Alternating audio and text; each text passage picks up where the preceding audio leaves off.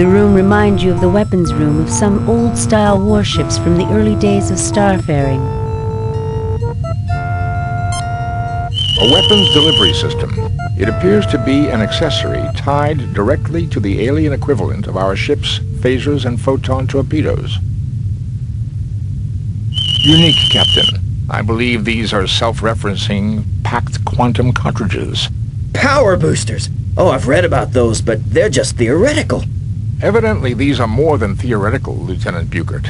The energy initially released is infinitesimally small, but boosts itself until the power finally released is comparable to our photon torpedoes. The technical journals discussing the possibilities indicated it would create a weapon of greater range than those we have now, if not a greater punch. The machinery to deliver these cartridges would be an engineering feat as well, Captain. The control panel has power running to it, Captain.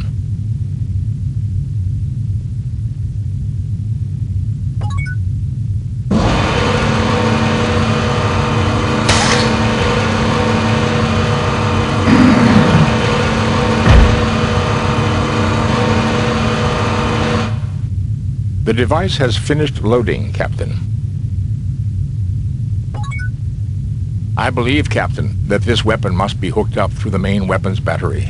However, I've already examined the weapons console, and the main weapons battery on this ship was completely destroyed in the action, which made her a derelict.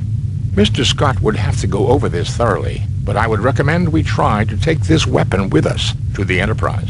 I don't think we should tinker with technology we don't understand, Spock, and I'm surprised you'd suggest such a thing. I agree that we should take it aboard the Enterprise. I'll try to raise the ship. Kirk to Enterprise. Kirk to Enterprise. I agree that I'll try to raise the ship. Kirk to Enterprise. Kirk to Enterprise.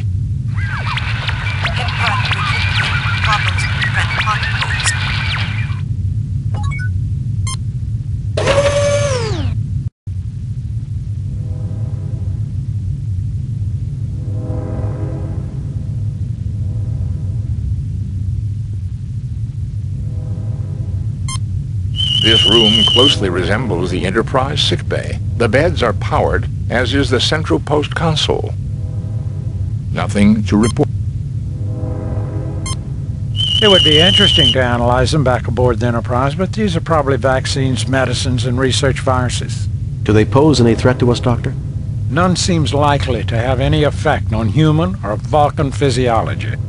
To be on the safe side, though, I wouldn't recommend taking a snootful from one of the capsules.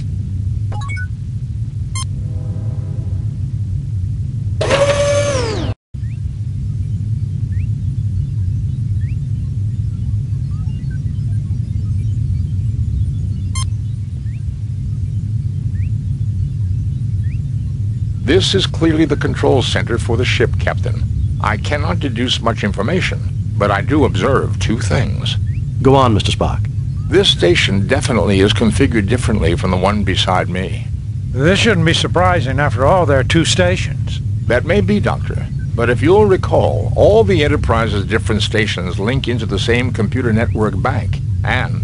What else can you determine at this stage, Mr. Spock? These people have a fixation for the number 6, and even divisors and multiplicans thereof, 3s and 12s in particular. I believe this may be the necessary first clue to understanding the aliens.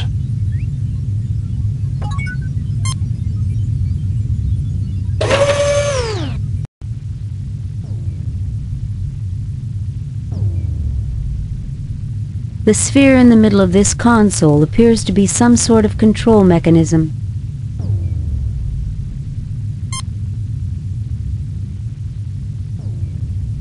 This seems to activate the ship's computer bank control node. Given the aliens' predilection for multiples of 3, it may be possible to use our tricorders to decipher the information carried in these data banks. That would be quite a find, Jim. This is an alien race unknown to us, and they are certain to have knowledge new to us. Were the universal translator available, this would be simple. With the Enterprise out of range, that's not an option, Mr. Spock. What else can you do? I believe if Dr. McCoy and I conjoin our two tricorders, we may be able to process enough sample data to get a basic understanding of the aliens' computer system. This will completely tie up both our tricorders for an extended amount of time, however.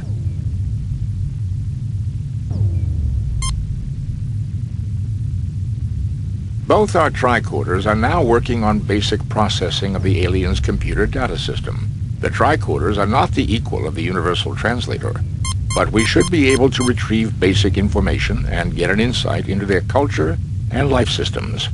I don't believe we could have gotten even this far had we not deduced their fixation on base 6 mathematics and aesthetics. The tricorders are again available for general use. The alien ship's computer data is now accessible from the ship's library. I believe I have downloaded enough information to our tricorders to enable operation of most of the ship's controls, Captain.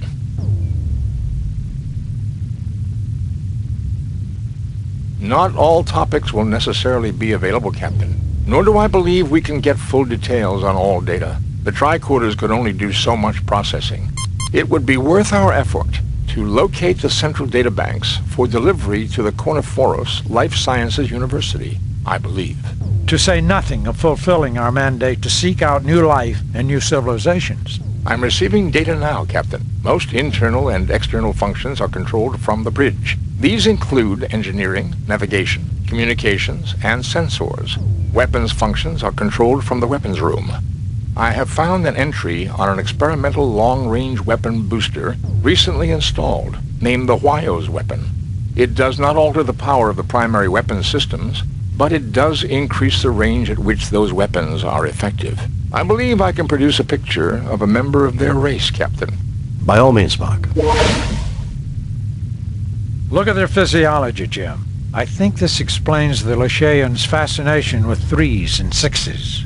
It should be no surprise that physiology affects mind and behavior.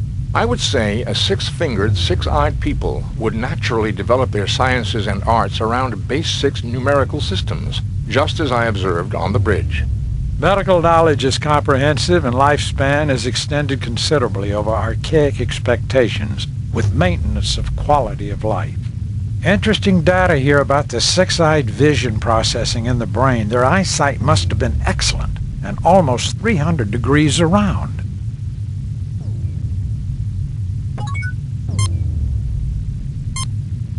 You download major portions of the alien library onto the yellow spheroid.